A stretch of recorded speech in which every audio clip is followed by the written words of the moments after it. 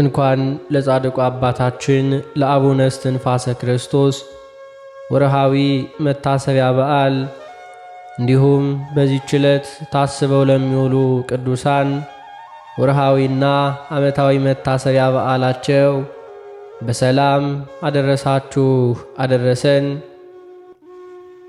በስመ አብ ወወልድ ወመንፈስ ቅዱስ አሐዱ አምላክ አሜን። የተከበራችሁ የልዑል እግዚአብሔር ቤተሰቦች የእናታችን የቅድስት ድንግል ማርያም የአስራት ያደራ ልጆች የቅዱሳን መላእክት የቅዱሳን ጻድቃን የቅዱሳን ሰማዕታት ወዳጆች በልዑል እግዚአብሔር አምላካችን ፍጹም ሰላምታ እንደምን ቆያችሁ እያልን ከዚህ በመቀጠል የሰኔ 9 ቀን የቅዳሴውን ምስባክና በቅዳሴ ጊዜ የሚነበበውን ምንባብ እናሰማለን። መዝሙር 99 ቁጥር 6 ሳሙኤልም ስሙን በሚጠሩት ዘንድ ናቸው፣ እግዚአብሔርን ጠሩት፣ እርሱም መለሰላቸው፣ በደመና አምድም ተናገራቸው።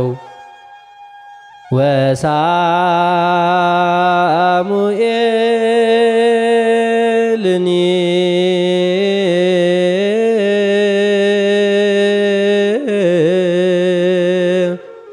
ምስለ እለ ይፄውኡ ስሞ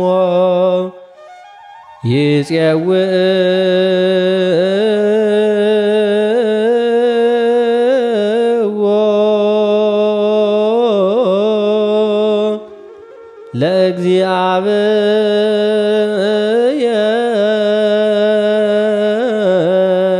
ለእግዚአብሔር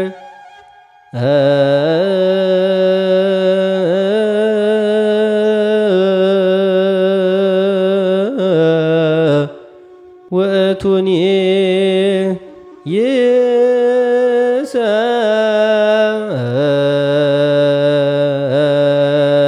ይሰጠዎ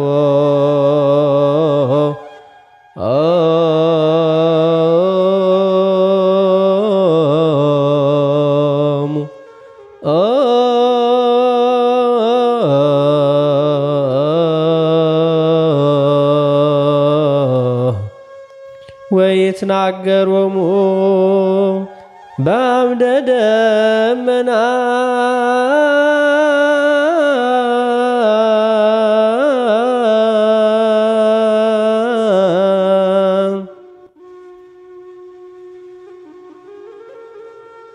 በሰኔ 9 ቀን በቅዳሴ ጊዜ የሚነበብ የመጀመሪያው ምንባብ የሐዋርያው የቅዱስ ጳውሎስ መልእክት ወደ ዕብራውያን ሰዎች ምዕራፍ 11 ቁጥር 32 እስከ ፍጻሜ።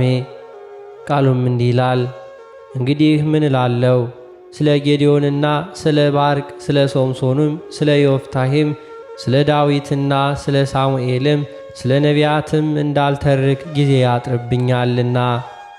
እነርሱ በእምነት መንግሥታትን ድል ነሱ፣ ጽድቅን አደረጉ፣ የተሰጠውን የተስፋ ቃል አገኙ፣ የአንበሶችን አፍ ዘጉ፣ የእሳትን ኃይል አጠፉ፣ ከሰይፍ ስለት አመለጡ፣ ከድካማቸው በረቱ፣ በጦርነት ኃይለኞች ሆኑ፣ የባዕድ ጭፍሮችን አባረሩ።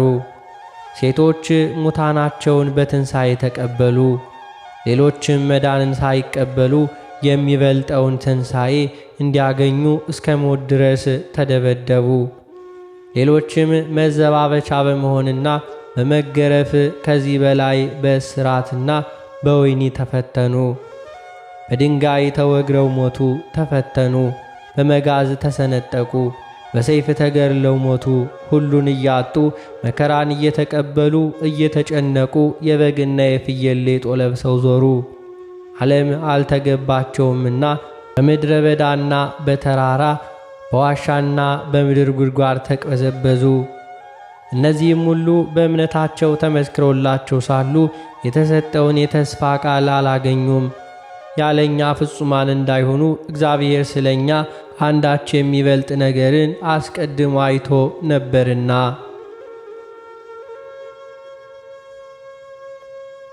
በሰኔ 9 ቀን በቅዳሴ ጊዜ የሚነበብ ሁለተኛው ምንባብ የሐዋርያው የቅዱስ ጴጥሮስ መልእክት ሁለተኛ ጴጥሮስ ምዕራፍ 3 ቁጥር 1 እስከ ቁጥር 7። ቃሉም እንዲህ ይላል። ወዳጆች ሆይ አሁን የምጽፍላችሁ መልእክት ይህች ሁለተኛይቱ ናት። በቅዱሳን ነቢያትም ቀድሞ የተባለውን ቃል በሐዋርያትም ያገኛችኋትን የጌታንና የመድኃኒታችን ትእዛዝ እንድታስቡ በሁለቱ እያሳሰብኋችሁ ቅን ልቡናችሁን አነቃቃለሁ። በመጨረሻው ዘመን እንደ ራሳቸው ምኞት የሚመላለሱ ዘባቾች በመዘበት እንዲያመጡ ይህንን በፊት እወቁ። እነርሱም የመምጣቱ የተስፋ ቃል ወዴት ነው? አባቶች ከሞቱባት ጊዜ ከፍጥረት መጀመሪያ ይዞ ሁሉ እንዳለ ይኖራልና ይላሉ። ሰማያት ከጥንት ጀምረው ምድርን በእግዚአብሔር ቃል ከውሃ ተጋጥማ በውሃ መካከል እንደነበሩ ወደው አያስተውሉምና፣ በዚህም ምክንያት ያን ጊዜ የነበረ ዓለም በውሃ ሰጥሞ ጠፋ።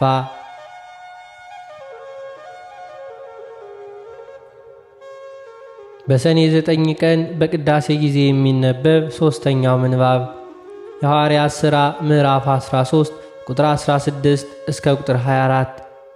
ቃሉም እንዲህ ይላል። ጳውሎስም ተነሳና በእጁ ጠቅሶ እንዲህ አለ።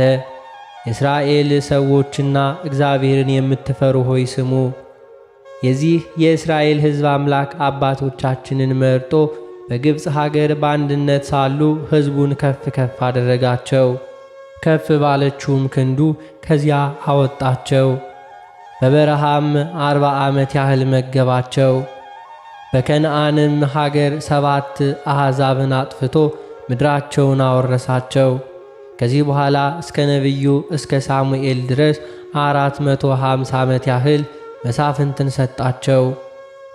ከዚያም ወዲያ ንጉሡን ያነግሥላቸው ዘንድ ለመኑ። እግዚአብሔርም ከብንያሚን ወገን የሚሆን ሰው የቂስ ልጅ ሳኦልን 40 ዓመት ሰጣቸው። እርሱንም ከሻረው በኋላ ዳዊትን ከእርሱ ላይ እንዲነግስ አስነሳው። ሲመሰክርለትም እንደ ልቤ የሆነ ሰው ፈቃዴንም ሁሉ የሚያደርግ የእሴይ ልጅ ዳዊትን አገኘሁ አለ። ከዚህም ሰው ዘር እግዚአብሔር እንደ ተስፋው ቃል እስራኤል መድኃኒትን እርሱም ኢየሱስን አመጣ።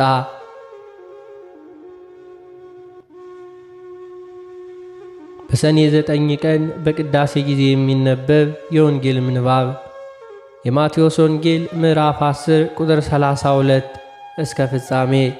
ቃሉም እንዲህ ይላል። ስለዚህ በሰው ፊት ለሚመሰክርልኝ ሁሉ እኔ ደግሞ በሰማይ ባለው በአባቴ ፊት እመሰክርለታለሁ።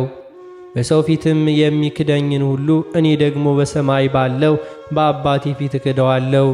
በምድር ላይ ሰላምን ለማምጣት የመጣሁ አይምሰላችሁ፣ ሰይፍን እንጂ ሰላምን ለማምጣት አልመጣሁም። ሰውን ከአባቱ ሴት ልጅንም ከእናቷ ምራትንም ከአማቷ እለያይ ዘንድ መጥቻለሁና ለሰውም ቤተሰቦቹ ጠላቶች ይሆኑበታል። ከእኔ ይልቅ አባቱን ወይም እናቱን የሚወድ እኔ ሊሆን አይገባውም። ከእኔ ይልቅም ወንድ ልጁን ወይንም ሴት ልጁን የሚወድ ለእኔ ሊሆን አይገባውም። መስቀሉንም የማይዝ በኋላዬ የማይከተለኝ ለእኔ ሊሆን አይገባውም። ነፍሱን የሚያገኝ ያጠፋታል፣ ነፍሱንም ስለ እኔ የሚያጠፋ ያገኛታል። እናንተን የሚቀበል እኔን ይቀበላል፣ እኔንም የሚቀበል የላከኝን ይቀበላል። ነቢይን በነቢይ ስም የሚቀበል የነቢይን ዋጋ ይወስዳል። ጻድቅንም በጻድቅ ስም የሚቀበል የጻድቁን ዋጋ ይወስዳል። ማንም ከእነዚህ ከተናናሾቹ ለአንዱ ቀዝቃዛ ጽዋ ውሃ ብቻ በደቀ መዛሙርት ስም የሚያጠጣ እውነት እላችኋለሁ ዋጋው አይጠፋበትም። ስለ ቃሉ የጌታችን የአምላካችን የመድኃኒታችን የኢየሱስ ክርስቶስ ስሙ የከበረና የተመሰገነ ይሁንልን።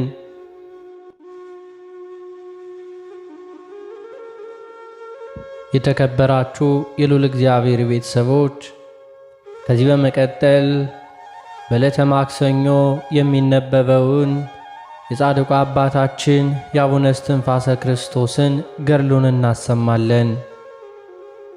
በስመ አብ ወወልድ ወመንፈስ ቅዱስ አሐዱ አምላክ አሜን። አንድ አምላክ በሚሆን በአብ በወልድ በመንፈስ ቅዱስ ስም እናምናለን። ዛሬም ዘወትርም ለዘላለም አሜን። በነጋ ጊዜ አባታችን አቡነ እስትንፋሰ ክርስቶስ በቤተ ክርስቲያን ውስጥ ቆሞ ሲጸልይ ካህናት አግኝተው ስለ መገኘቱ ካህናቱ ተደሰቱ። ከዚህ ጉዳይ ስላለኝ ወደ አበምኔታችሁ ሰዱኝ አላቸው። ወደ መምህሩ ቤት ወስደው ስለ አመጣጡ ለመምህሩ ነገሩት። መምህሩም አስገቡት አለ። እስትንፋሰ ክርስቶስንም ወደ ቤት አስገቡት። ከአበምኔቱ ፊት በእግሩ ላይ ወድቆ ሰግዶ ጉልበቱን ሳመው። መምህሩ በመንፈስ ቅዱስ አውቆ አመጣጥህ እጅግ መልካም ነው፣ ልጄ ሆይ መነኩሴ ትሆን ዘንድ መጣህን ብሎ ጠየቀው። ጻድቁ አባታችን አቡነ እስትንፋሰ ክርስቶስም አዎን አባቴ፣ ሐሳቤን ሁሉ አውቀሃል። ዓለምን አየኋት፣ አንድስ እንኳን ጥቅም አላገኘሁባትም። በውስጧ የሚኖሩ ነገሥታት፣ መኳንንት፣ ባለጸጎች፣ ሀብት የሌላቸው ድሆችም አለን። እነርሱም በሞት ፈጥነው ይጠፋሉ። የኀጣን ድል ፈንታቸው፣ ጽዋ ተርታቸው እሳቱ የማይጠፋ ትሉ የማያንቀላፋ ገሃነመ እሳት ነው።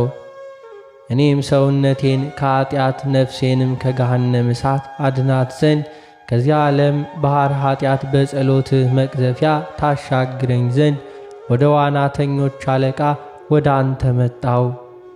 እንደ በግ ራሱን ወደ ሰዋ ሊቀ ካህን ክርስቶስ ወዳለበት መሰላል ጸሎትህ ታደርሰኝ ዘንድ እነሆ ከዓለም ሸሽቼ መጣሁ አለው።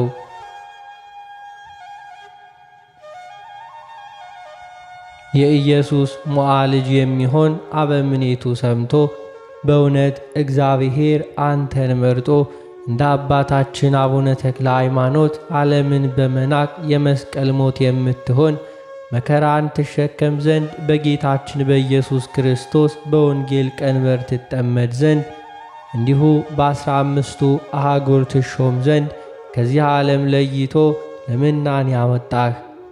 ጌታችንም ይወድሃል፣ እንደ በጎ አገልጋይ ያከብረሃል። ከእንግዲህ ወዲህ እስትንፋሰ ክርስቶስ ሆይ መከራን ታገስ፣ ልብህንም አጽና፣ የእግዚአብሔርንም ሕግ ጠብቅ። የቸርነቱንና የይቅርታውን ብዛት አድርገሃል፣ ጽናት ሰጥቶሃል።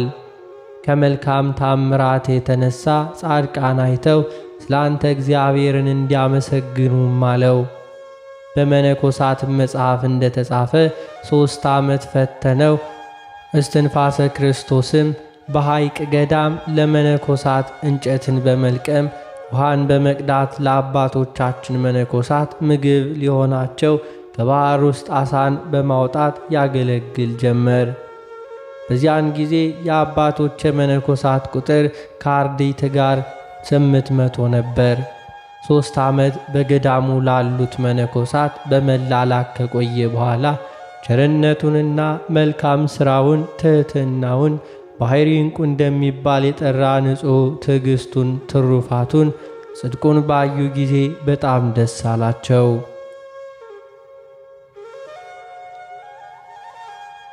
ዳግመኛም ሀብተ ክህነቱን ጸሎቱንም እንደሚያዘወትር ለዘላለም ኀጢአት፣ ትዕቢት፣ እንዲሁ ትርክት፣ ክፋት፣ ስስት፣ ቅናት፣ ሽንገላ፣ ሐሜት፣ ቁጣ እንደሌለበት አይተው ተረዱ።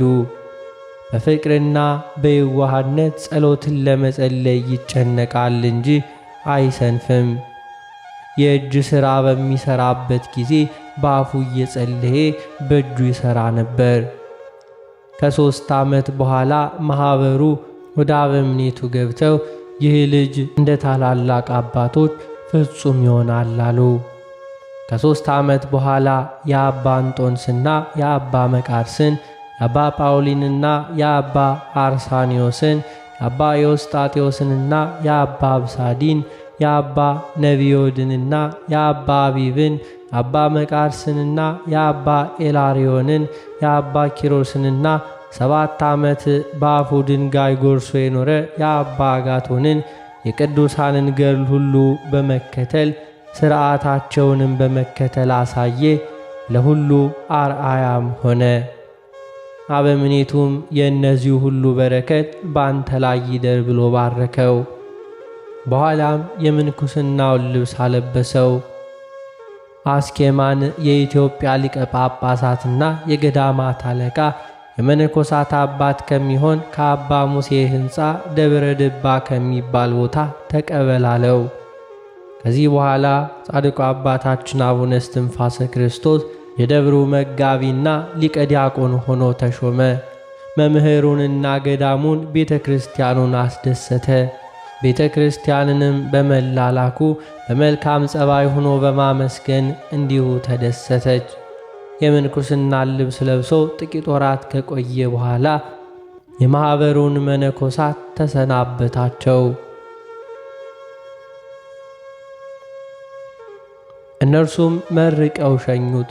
ወደ ጳጳሱም ሄዶ ካንተ ባረክ ዘንድ መጣሁ አለው። ጳጳሱም እስትንፋሰ ክርስቶስን ባየ ጊዜ በምግባር በሃይማኖት እግዚአብሔርን በመፍራት በትምህርት እያደገ በመንፈስ ቅዱስም እንደጸና በእግዚአብሔርም ጸጋ ፍጹም እንደሆነ አውቆ እንደ ሊቀ ሐዋርያው ጴጥሮስ የቅስናን ሥልጣን ሰጠው። ጳጳሱም የቃሉን አነጋገር አንደበቱን ጣዕም ባየ ጊዜ አደነቀ፣ በእሱ ዘንድ ስውር ምስጢርን አይቷልና። ከጥቂት ቀን በኋላ ቁምስናን፣ ኤጲስቆጶስነትን፣ ሦስቱንም ሥልጣን ሰጠው። ከዚህ በኋላ አባታችን አቡነ እስትንፋሰ ክርስቶስ ጌታችን መድኃኒታችን ኢየሱስ ክርስቶስ ሰውነቱን በገርሃተ መስቀል የጣለ ነፍሱን ያገኛታል፣ ስለ እኔ ሰውነቱን በገርሃተ መስቀል የጣለ ያለውን አስቦ ጾምና ጸሎትን፣ ትምህርትን፣ ስግደትንም ማዘውተር ጀመረ። ዳግመኛም ጌታችን ኢየሱስ ክርስቶስ ሰው ዓለሙን ሁሉ ቢገዛ ቢነዳ ነፍሱን ካጣ ምን ይጠቅመዋል ያለውን አስቦ ለኃጥአን ፍዳ ለጻድቃን ተድላ ደስታ እንዳላቸው አሰበ። ይህን አስቦ ከጳጳሱ ቤት ተባርኮ ከሸዋ አካባቢ ከምትገኝ ደብር ድንቅ ታምር እያደረገ እንደ ጌታችንና እንደ 12ቱ ሐዋርያት አጋንንትን እያወጣ ድውያንን ይፈውስ ነበር። እንዲሁ ለምጻሞችንም ያነጻቸው ነበር። ክብርት በምትሆን በጸሎቱ ባመኑ ጊዜ ብዙ ድውያን ይፈወሱ ነበር። ታምራት በማድረግ ከሐዋርያት አያንስም ነበር። በድውያንም ላይ እጁንና መስቀሉን ጭኖ ፈጥኖ ይፈውሳቸው ነበር። የኢትዮጵያ ሰዎችም ትሕትናውን፣ ንጽሕናውን፣ ቅድስናውን፣ ክብሩን፣ የቀና ሃይማኖቱን፣ መፈወሱን የአባታችን የአቡነ እስትንፋሰ ክርስቶስን ዝና በሰሙ ጊዜ ብዙ ሰዎች ወደ እርሱ መጡ።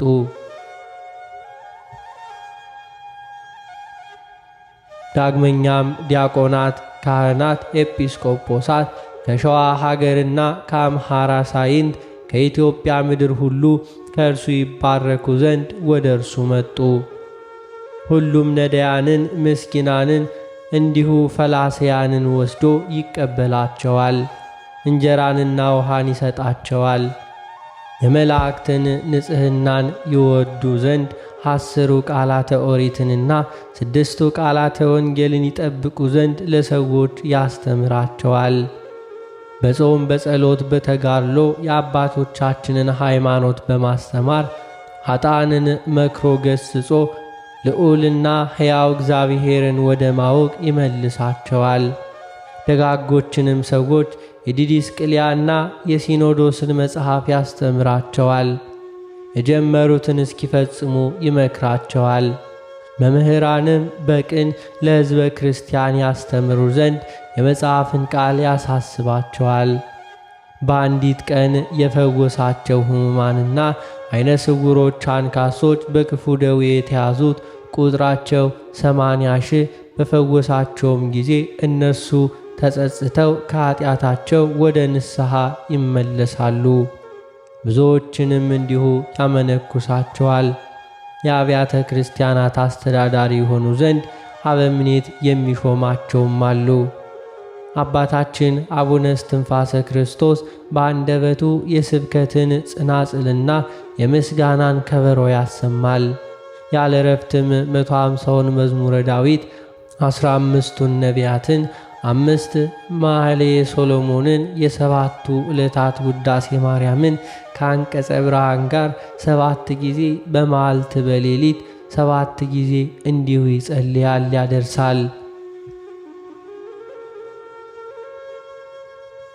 ነቢዩ ዳዊት በዕለቱ 7 ጊዜ አመሰግንሃለሁ፣ ለዓይኖቼም ለቅንድቦቼም ሽልብታን ለሽፋሽፍቶቼም ዕረፍትን አልሰጥም እንዳለ እንደዚሁ ቆሞ ይጸልያል እንጂ ፈጽሞ አይቀመጥም።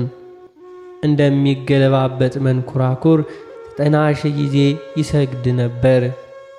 ዓይኖቹን አቅንቶ እንደ ክረምት ዝናብ እንባውን በእግዚአብሔርና በእመቤታችን በቅድስት ድንግል ማርያም ስዕል ፊት ያፈስ ነበር።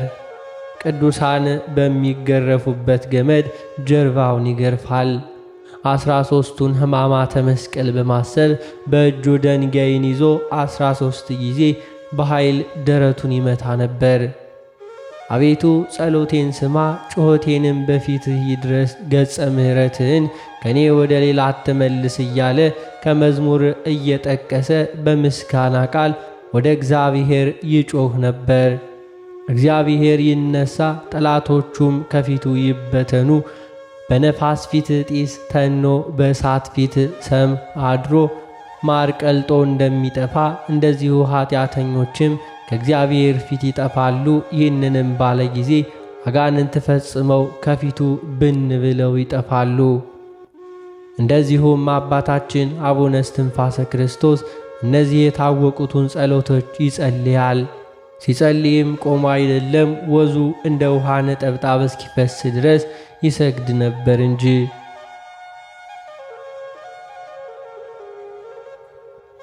አባታችን አቡነ እስትንፋሰ ክርስቶስ ጽድቁና ክብሩ ብዙ ታምራት ያደርጋል። የወርቅ መሰላልና የብርሃን ምሰሶ የተባሉ በጾምና በጸሎት በሃይማኖት በፍቅር በትሕትና ያነጻቸው የእስትንፋሰ ክርስቶስ ንጹሐ ሥጋና ንጹሐ ነፍስ ናቸው። ጸሎቱም ወደ ላይ ወጥቶ እስከ 7ኛ ሰማይ እስከ መንበረ ጸባዖት ይደርስና ዳግመኛ በመሰላል ወደ ታች ተመልሶ በአዝመራ ጊዜ ብዙ ምርት ባውድማ እንዲሁም በብዛት እንዲመረት እንዲሁ ያደርጋል። የሰማይ መላእክት ጸሎቱን በምድር የሚተውት አይደለም። የእርሱን ጸሎት ለማሳረግ ክንፋቸውን እንደዚሁ ከክንፍ ጋር እያማቱ እየተጋፉ ከብዛታቸው የተነሳ ይጨነቃሉ እንጂ በብዛት ወደ ላይ የሚወጡ አሉ። አባታችን አቡነ እስትንፋሰ ክርስቶስ ወዳለበት የጠራ መልካም የሆነ የትሩፋቱን ብዛት አይተው እንደ ምንጭ ውሃ የሚመነጭ ጸሎቱን ያሳርጉ ዘንድ በብዛት ወደ ምድር የሚወርዱ አሉ። ስለ ትሩፋቱ ብዛት መላእክት ይጎበኙት ዘንድ ይወዳሉ። እነዚህ በዚህ መሰላል የጽድቁንና የትሩፋቱን ፍሬ ይዘው ይወጣሉ። የእሱ መዓዛና የእሱ መልክ የሰውን ልብ ይመስጣል። በዚህ ዓለም እሱን ስላገኙ መላእክት በጣም ይደሰቱበታል። በዚያን ዘመን ከሰው ሁሉ እንደ እርሱ የጽድቅን ሥራ ትሩፋትን የሚሠራ አላገኙምና የመዓዛው ሽታና መዓዛ ጸሎቱ ወደ ላይ ወጥቶ ጽርሐ አርያምን ይሞላ ነበር። የጸሎቱን ፍሬ 30 ቅንጣት የሚሆን አለ፣ 60 ቅንጣትም የሚሆን አለ፣ 100 ቅንጣትም የሚሆን አለ።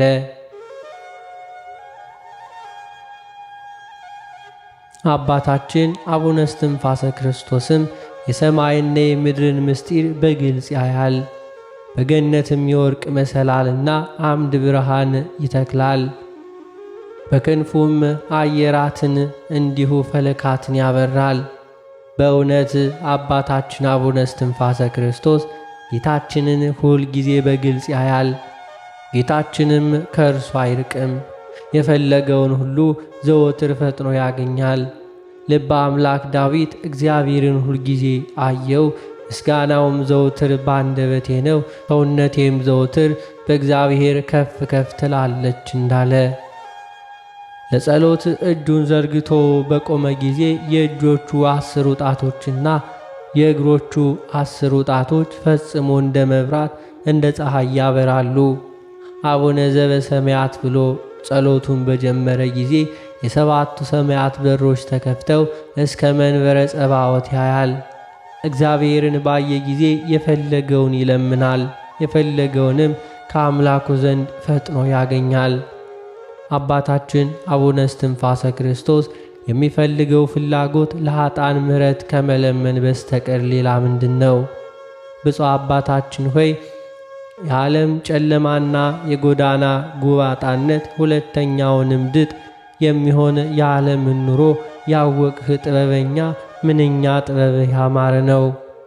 ከዚህ በኋላ አባታችን አቡነ እስትንፋሰ ክርስቶስ 40 መዓልትና 40 ሌሊት ጾሞ 40 ዕለትም ከተፈጸመ በኋላ እህል ሳይቀምስ ጌታችን ኢየሱስ ክርስቶስ ወደ እርሱ መጥቶ 10ሩ ቃላተ ኦሪትና 6ቱ ቃላተ ወንጌልን በውስጣቸው የተጻፉትን 2 ጽላቶች ሰጠው።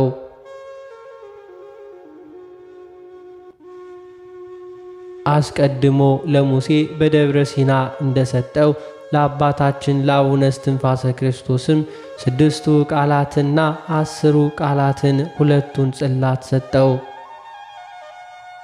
10ሩ ቃላት የተባሉት እነዚህ ናቸው። በሰማይም ቢሆን በምድርም ቢሆን ከምድር በታችም ቢሆን ከእኔ በስተቀር ሌላ አምላክ አታምልክ። የፈጣሪህን የእግዚአብሔርን ስም ጠርተህ በሐሰት አትማል። እግዚአብሔር በሐሰት ስሙን ጠርቶ የሚምለውን ሰው ከበደል አያነጻውምና። የፈጣሪህ የእግዚአብሔር ሰንበትን አክብር። ዘመንህ እንዲበዛልህ እናትና አባትህን አክብር። አትግደል፣ አትስረቅ፣ አትሰስን፣ በወንድምህ ላይ በሐሰት አትመስክር፣ የወንድምህን ገንዘብ አትመኝ፣ ወንድምህን እንደ ራስህ ውደድ የሚለውን ይህንን ቃል ለእስትንፋሰ ክርስቶስ በሚነግርበት ሰዓትና ጊዜ መነኮሳት የሚያስፈራ ድምፅና የነጋሪትን ድምፅ ይሰሙ ነበር። ታላቅ ብርሃንም ያዩ ነበር።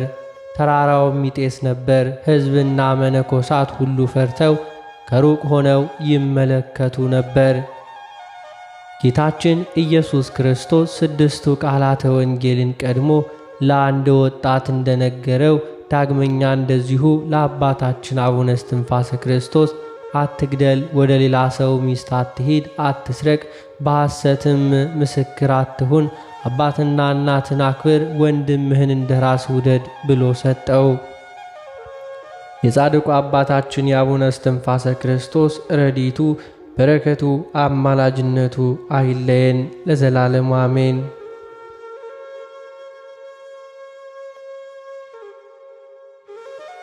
የተከበራችሁ የልዑል እግዚአብሔር ቤተሰቦች ከዚህ በመቀጠል በሰኔ 9 ቀን የሚነበበውን ስንክሳር እናሰማለን። በስመ አብ ወወልድ ወመንፈስ ቅዱስ አሐዱ አምላክ አሜን። አንድ አምላክ በሆነ በአብ በወልድ በመንፈስ ቅዱስ ስም ሰኔ 9 በዚች ዕለት የታላቁ ነቢይ ሳሙኤል የዕረፍቱ መታሰቢያ ነው። የዚህ ቅዱስ አባቱ ሕርቃና ይባላል። የእናቱም ስም ሐና ነው። እነርሱም ከሌዊ ነገድ ከካህኑ አሮን ወገን ናቸው። ሐናም መካን ነበረች። ክብር ይግባውና ወደ እግዚአብሔር እያለቀሰች አዘውትራ ስለማለደች ይህን የተባረከ ልጅ ሰጣት። በቤቷም 3 ዓመት አሳደገችው። ከዚህ በኋላ ገና ስትጸንሰው እንደ ተሳለች ወደ እግዚአብሔር መቅደስ አቀረበችው። ካህኑ ኤሊንም በመላላክ የሚያገለግለው ሆነ። የካህኑ የኤሊ ልጆች ግን ክፉዎች ነበሩ፣ እግዚአብሔርንም አይፈሩም ነበር። በቅዱስ መሥዋዕቱ ላይ በደሉ። ይህ ሕፃን ሳሙኤል ግን በኤሊ ፊት ለእግዚአብሔር ሲያገለግል ኖረ። በእነዚያ ወራትም ቃለ እግዚአብሔር ውድ ነበር፣ የሚታይ ራእይ አልነበረም። ከዚህ በኋላ በአንዲት ሌሊት እንዲህ ሆነ። ኤሊ በመኝታው ተኝቶ ሳለ ዓይኖቹ መፍዘዝ ጀምረው ነበር፣ ማየትም አልቻለም ነበር። የእግዚአብሔርንም መብራት አብርቶ ለማደር ገና አላዘጋጁም ነበር። ሳሙኤል ግን በቤተ መቅደስ በእግዚአብሔር ማደሪያ ታቦት አጠገብ ተኝቶ ነበር። እግዚአብሔርም ሳሙኤል ሳሙኤል ሳሙኤል ብሎ ጠራው። እነሆን ያለሁ አለ። ወደ ኤሊም ፈጥኖ ሄደ። ስለ ጠራሃኝ እነሆ እኔ መጣሁ አለው። ኤሊም አልጠራውህም፣ ተመልሰህ ተኛ አለው። ሄዶም ተኛ። እግዚአብሔርም ዳግመኛ ሳሙኤል ሳሙኤል ብሎ ጠራው። ሳሙኤልም ተነስቶ ወደ ኤሊ ሄደ። ስለ ጠራሃኝ እነሆ መጣሁ አለው። ኤሊም አልጠራውህም፣ ተመልሰህ ተኛ አለው። ሳሙኤልም ከዚህ ቀድሞ እግዚአብሔርን በራእይ ገና አላወቀውም ነበር፣ ቃል እግዚአብሔርም አልተገለጠለትም ነበር።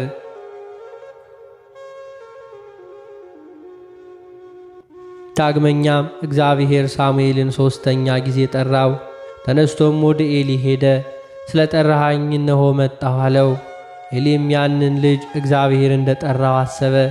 ልጄ ተመልሰህ ተኛ፣ የሚጠራ ካለ እኔ ባሪያህ እሰማሃለሁና ጌታዬ ተናገር በላለው። ሳሙኤልም ሂዶ በመኝታው ተኛ። እግዚአብሔርም መጥቶ እንደ መጀመሪያው በፊቱ ቆሞ ጠራው። ሳሙኤልም እኔ ባሪያህ እሰማሃለሁና ጌታዬ በል ተናገር አለው። እግዚአብሔርም ሳሙኤልን የሰማው ሁሉ ሁለቱ ጆሮዎቹን ይይዝ ዘንድ እነሆ እኔ በእስራኤል ላይ የተናገርኩት ቃሌን አደርጋለሁ። በዚህችም ቀን በኤሊና በወገኑ ላይ የተናገርከውን ሁሉ አጸናለሁ፣ እጀምራለሁ፣ እፈጽማለሁም። ልጆቹም የእግዚአብሔርን ቃል እንዲሁ አቃለዋልና እነርሱን አልገሰጻቸውምና በልጆቹ ኃጢአት እኔ ወገኑን ለዘላለም እንደምበቀለው ነገርሁት። ስለዚህም ነገር በዕጣንም ቢሆን በመሥዋዕትም ቢሆን የኤሊ የወገኑ ኃጢአት እስከ ዘላለሙ ድረስ እንዳይሰረይ ራሴ እንዲህ ብዬ ማልሁ። በኤሊ ወገኖችና ልጆች ላይ እግዚአብሔር የተናገረው ሁሉ ተፈጸመ። ከዚህ በኋላ የቂስ ልጅ ሳኦልን ቀብቶ ለእስራኤል ልጆች አነግሠው ዘንድ እግዚአብሔር ሳሙኤልን አዘዘ፣ እንዲያነግሥላቸው ለምነዋልና። ሳኦልም የልዑሉን ትእዛዝ በተላለፈ ጊዜ ዳግመኛ ለእስራኤል ንጉሥ ሊሆን የእሴይ ልጅ ዳዊትን ይቀባው ዘንድ ይህን ነቢዩ ሳሙኤልን ዳግመኛ አዘዘው። ይህም ነቢይ ሳሙኤል በሕይወት በኖረበት ዘመን ሁሉ እስራኤልን አስተዳደራቸው። ከዚህም በኋላ በሰላም አረፈ። ለእግዚአብሔር ምስጋና ይሁን። እኛንም በዚህ ታላቅ ነቢይ ጸሎት ይማረን፣ በረከቱም ከእኛ ጋር ትኑር ለዘላለሙ አሜን።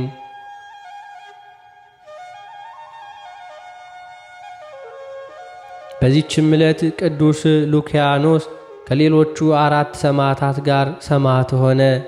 ይህም ቅዱስ አስቀድሞ የጣዖት ካህን ነበር። የሰማዕታትን መከራቸውን በእሳት ሊያቃጥላቸውና ሕዋሳታቸውን እንዲሁ ሲቆራርጧቸው ሲሰቅሏቸው ከእሳት ምድጃ ውስጥም እንዲሁ ሲጥሏቸው ምንም ጉዳት እንዳልደረሰባቸው ባየ ጊዜ ከዚህ ሥራ የተነሳ አደነቀ። ክብር ይግባውና በጌታችን አመነ።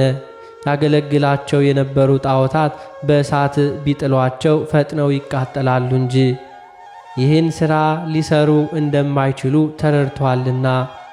ዳግመኛም እንዲህ አለ፣ ይህን ድንቅ ሥራ የሚሠራ አምላክስ በእውነት እርሱ አምላክ ነው። ከዚህ በኋላ በንጉሥ ፊት እኔ ክርስቲያን ነኝ፣ ክብር ይግባውና በክርስቶስ አምናለሁ ብሎ በግልጥ ጮኸ።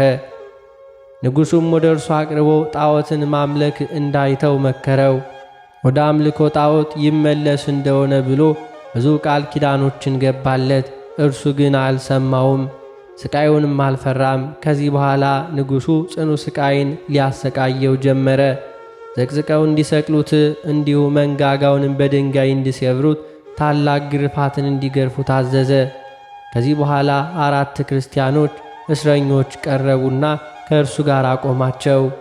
ንጉሡም ለአማልክት ዕጣን እጠኑ፣ ይህ ካልሆነ ግን ታላቅ ሥቃይ አሰቃያችኋለሁ አላቸው። እነርሱም ለስህተቱ አልታዘዙለትም። በላያቸውም ተቆጥቶ በእሳት ምድጃ ውስጥ ጨመራቸው። ያን ጊዜ ዝናብ ዘነበ፣ እሳቱንም አጠፋው። ቅዱስ ሉኪዮስን ግን እንደ አምላክ እሰቅልሃለሁ ብሎ በእንጨት መስቀል ላይ እንዲሰቅሉ ታዘዘ። በረጃጅም ችንካሮችም ሥጋውን ሁሉ ቸነከሩት። ነፍሱንም በእግዚአብሔር እጅ ሰጠ። እነዚያን 4ቱን ሰዎች ራሶቻቸውን በሰይፍ እንዲቆርጡ አዘዘና ቆረጧቸው። የሰማዕትነትን አክሊል በመንግሥተ ሰማያት ተቀበሉ። ለእግዚአብሔር ምስጋና ይሁን።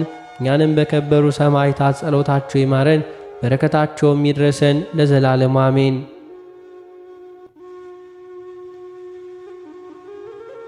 በዚህችም ቀን የዮሐንስና የጳጳስ አልክሳ የረፍታቸው መታሰቢያ ነው። በረከታቸው ከእኛ ጋር ትኖር ለዘላለም አሜን።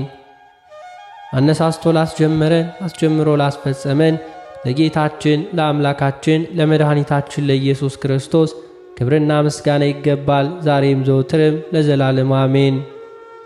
አባታችን ሆይ በሰማያት የምትኖር፣ ስምህ ይቀደስ፣ መንግሥትህ ትምጣ፣ ፈቃድህ በሰማይ እንደሆነች እንዲሁም በምድር ትሁን። የዕለት እንጀራችንን ስጠን ዛሬ፣ በደላችንንም ይቅር በለን እኛም የበደሉንን ይቅር እንደምንል፣ አቤቱ ወደ ፈተናም አታግባን ከክፉ ሁሉ አድነን እንጂ መንግሥት ያንተ ናትና፣ ኃይል፣ ክብር፣ ምስጋና ለዘላለሙ አሜን።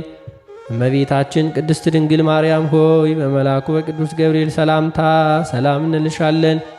በሐሳብሽ ድንግል ነሽ፣ በሥጋሽም ድንግል ነሽ። የአሸናፊ እግዚአብሔር እናት ሆይ ሰላምታ ላንቺ ይገባሻል። ከሴቶች ሁሉ ተለይተሽ አንቺ የተባረክሽ ነሽ፣ የማፀን ፍሬ የተባረከ ነው። ጸጋን የተመላሽ ቅድስት ሆይ ደስ ይበልሽ፣ ሉል እግዚአብሔር ካንቺ ጋር ነውና ከተወደደው ልጅሽ ከጌታችን ከመድኃኒታችን ከኢየሱስ ክርስቶስ ዘንድ ይቅርታውንና ምሕረቱን ለምኝልን ኃጢአታችንን የሚያስተሰርይልን ዘንድ ለዘላለሙ አሜን።